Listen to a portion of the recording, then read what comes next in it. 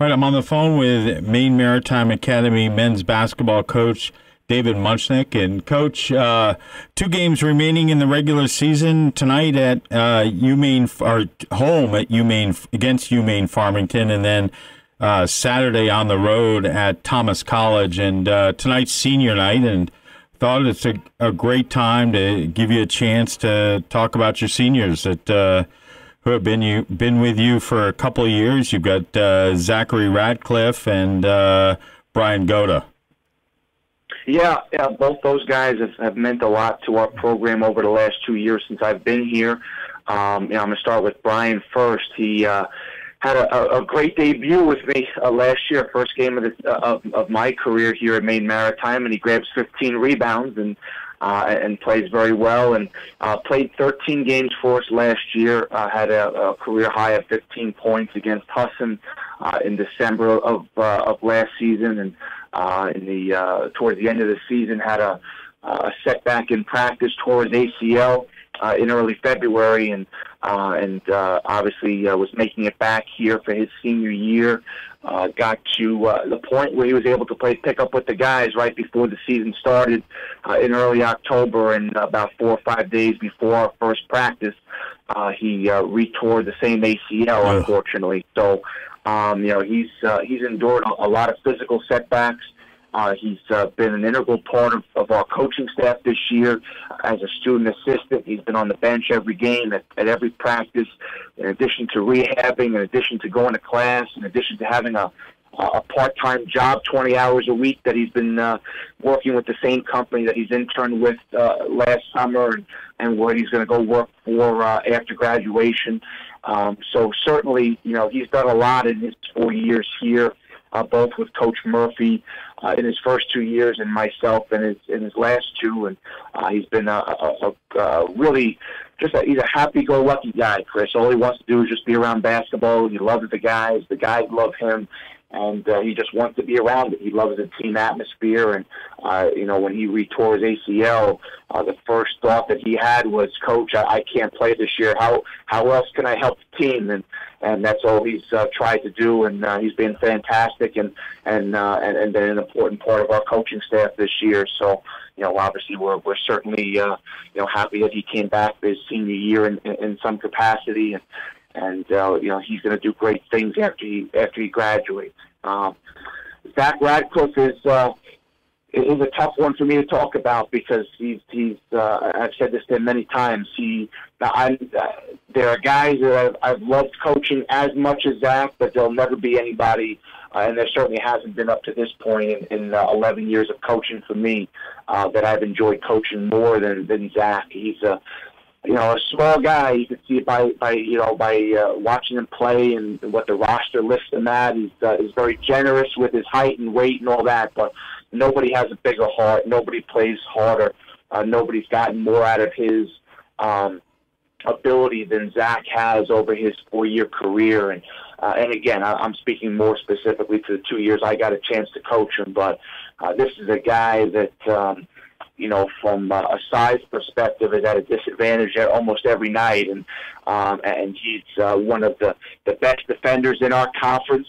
He fouls a little too much, but that's just that. He just played hard, and he's more aggressive than less aggressive, and that's quite all right. But he's going to finish his career right now. He's in the top 15 all time in Mariner history, and 3-pointers made in a career, and 3-point percentage. If he gets to, I think it's 42 minutes over the next 2 games, which is certainly doable, 20 minutes each game. He'll be one of only, I believe, 8 players in Mariner history that has played at least 1,700 minutes in his career. So it speaks to his consistency over his career, obviously, staying on the floor, and he's had bumps and bruises over his time in the Mariner uniform, but he's continued on and fought through injuries, and certainly he's a guy that we will miss next year. His leadership, his toughness, his consistency, and just the overall level of positivity that he brings to practice and games in the locker room every single day. He's a great kid, a Shield scholar within his international business and logistics program. He's a two-time nominee for the National Association of Basketball Coaches Good Works team, which speaks to his GPA and community service and everything that he does off the court and out of the classroom. For our program and in his community in Rumford, not only in Castine, and he's going to be incredibly successful when he graduates. And he's already told me, he said, "Coach, give me 2 years. Just give me 2 years, and I promise I'm going to donate back to the program. I don't want to donate pennies. I want to donate, real substantial money.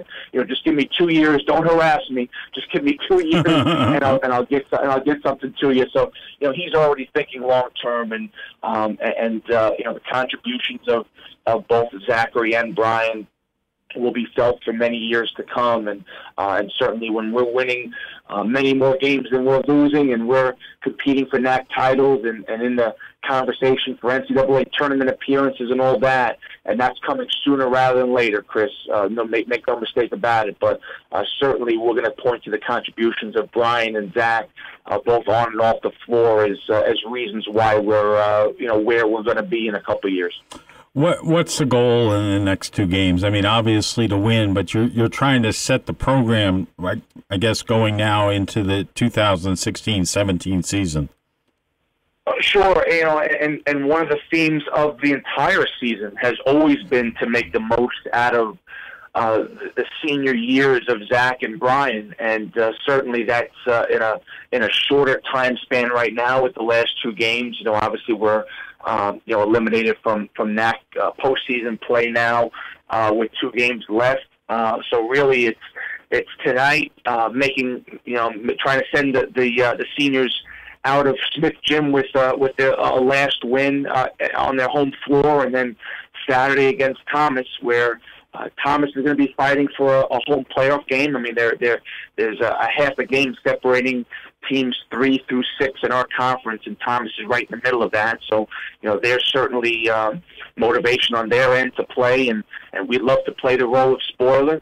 We'd love to finish out the season with a couple wins, and certainly Brian and Zach's careers with a couple wins. And like you said, Chris, it's about setting the tone for the off season and going into next year. We've lost 9 games this year by 6 points or less. 4 of those games were by 2 points or less, and they all were in the conference.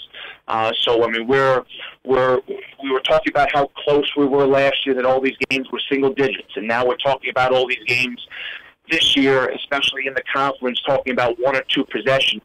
And we've been in seemingly almost every game we've played this year out of 23 so far, and I have no doubt that the next 2 will be that way as well. And I'm proud of the progress we've made. It's been disappointing that it has been more in the win-loss column, but again, you've spoken to me every week. Our listeners have heard me every week.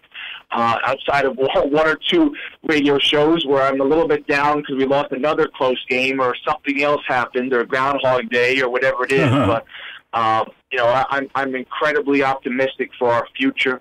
I know what we have coming in on the recruiting end next year. I know what we're still working on that hopefully will add to that. I know what we're returning next year.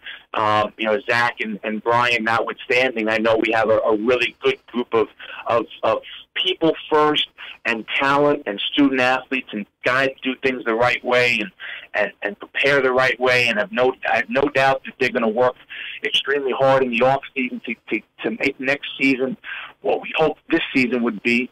But certainly we'd love to end this week and this season on a good note and send those seniors out with a couple wins. All right, Coach. We'll talk to you next week and get your wrap up on the season and look ahead to next season. And best of luck in the last 2 games.